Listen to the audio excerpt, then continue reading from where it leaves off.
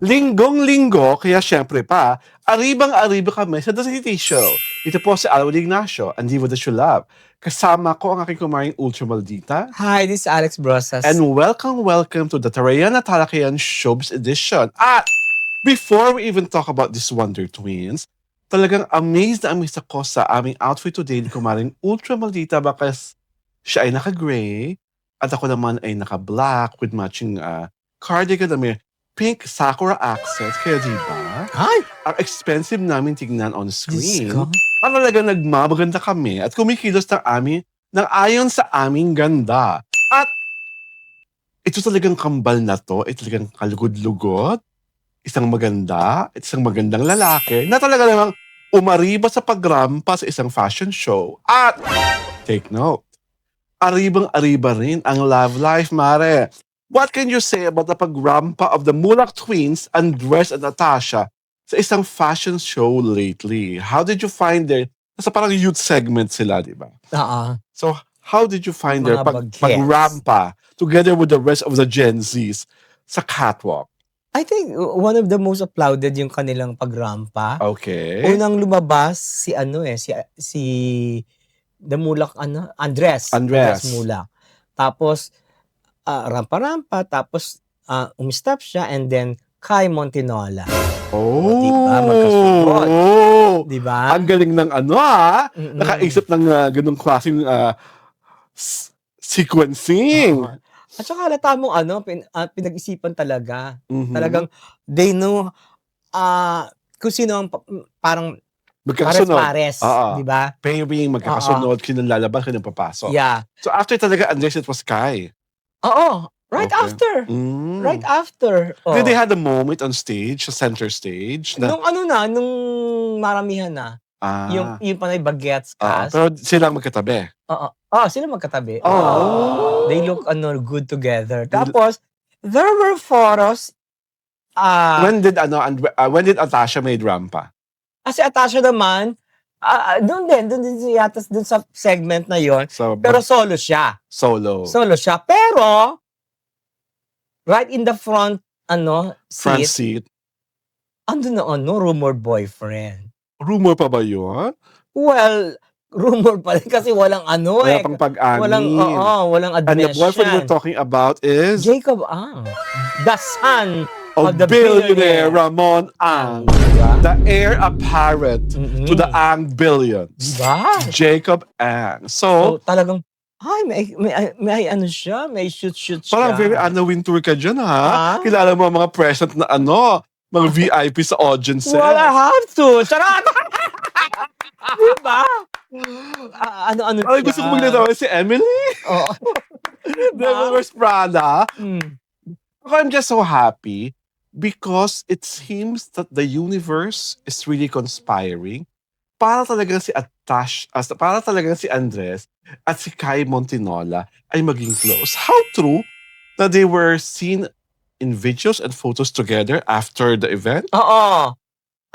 Yung tawag dito, pre-rehearsal yata o during rehearsal pa lang, na sila, nag-photo, Photo video together. na sila. And how true rin yung nabalitaan ko na they went home ng sabay?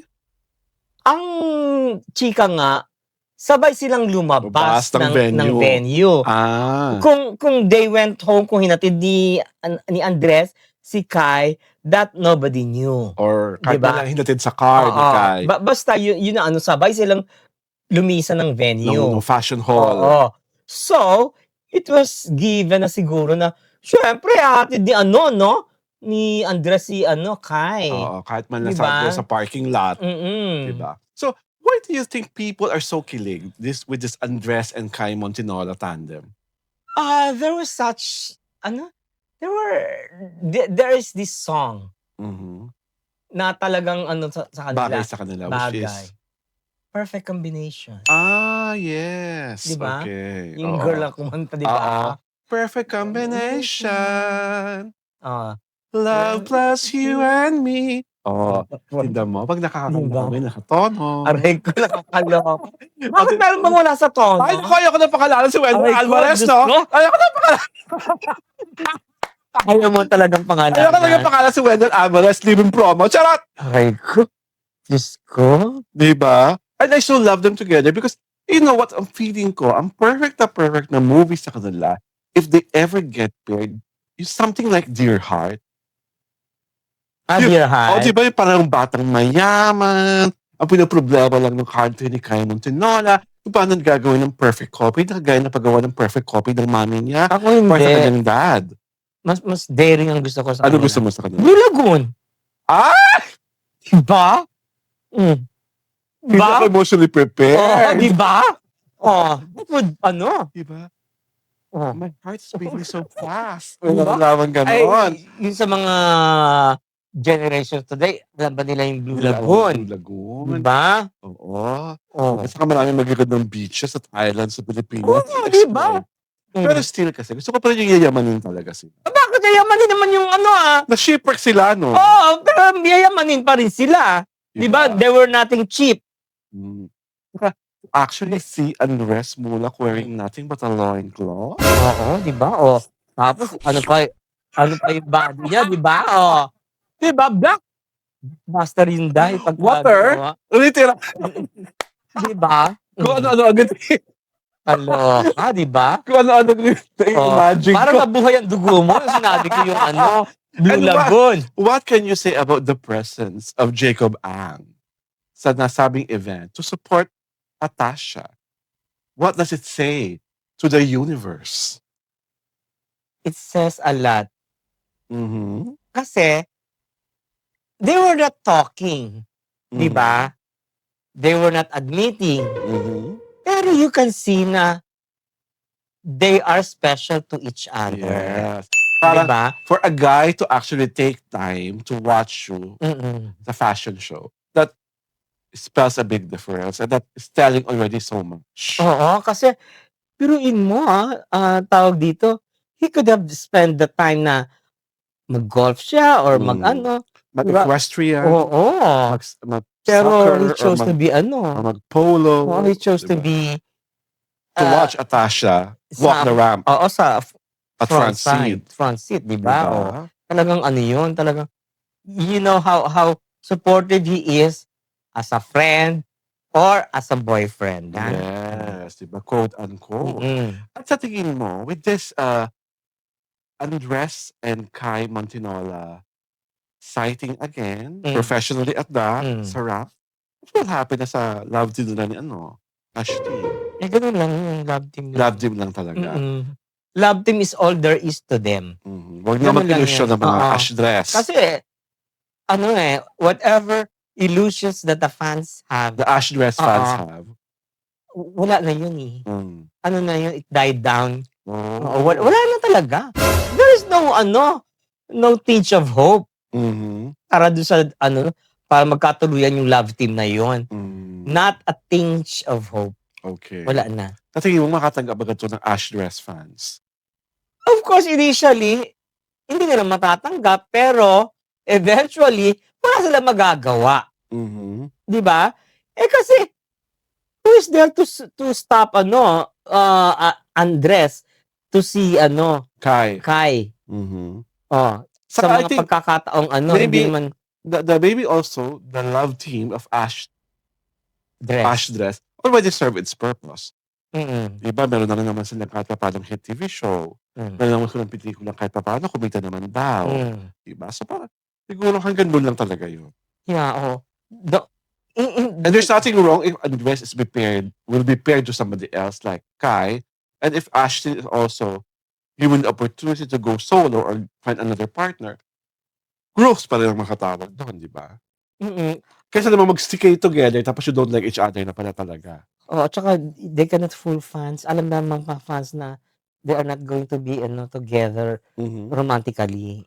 Pero kailangan ba talaga pag love team kayo maging romantically linked kayo personally? Pwede bang acting lang talaga to? Di ba pakita mo ng Ardab doon, acting lang talaga. Pero for a time, they were phenomenal. Kasi, you want me to tell you point blank yung bakit? Diba? Bakit hindi sila nagbahalan? Oo. Gusto mo ba?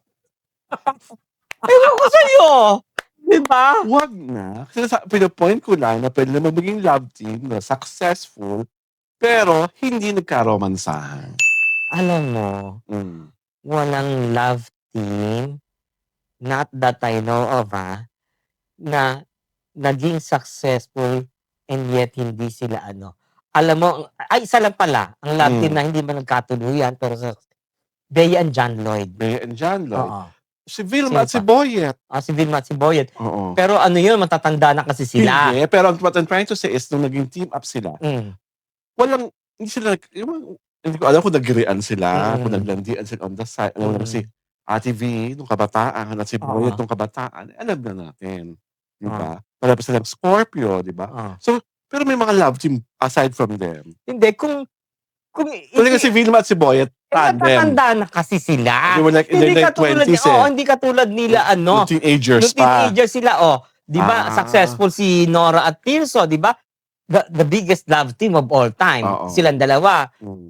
Tapos, yung si Another biggest, sa panang 80s. Jadine. 80s, Sharon Gabi. Sharon Gabi. Tapos 90s nga. si Maricel and William Martinez. Tapos si Cookie and Albert Martinez. And then you have Judy Ann Santos and Wawi de Guzman, di ba? And you have Claudine Barreto and Rico Yan, di ba? And you have lahat yun naging successful because they were genuinely in love with each other. Wala namang katulad ni Bea. Ang alam ko love lang na si Bea at saka si lang. Saka sa akin nga, si Alden at si Min. At saka si Alden at si Min. Pero, short-lived yun, Kaya naman yung kay Bea at John Lloyd Ayun, maraming pelikula sila pinagsamahan. Pero katulad, hindi siya, isang pelikula pinagsamahan lang nun, pagkatapos nun, one hit wonder lang sila. For a movie, pero they had like alam ko. Ang love team kasi nila, television noontime show. Well, dahil dyan, congratulate na lang namin ang pag-grandpa ni Anniversary at Atasha at naway, ang mga buhay pag-ibig talaga ay mag-blossom at bloom. This is our Ignacio, the diva that you love, together with Miss Kumaring Ultra Maldita. Hi, this is Alex Brosas. And you are watching the Kitty Show. The Rayan at Halakayan Showbiz Edition.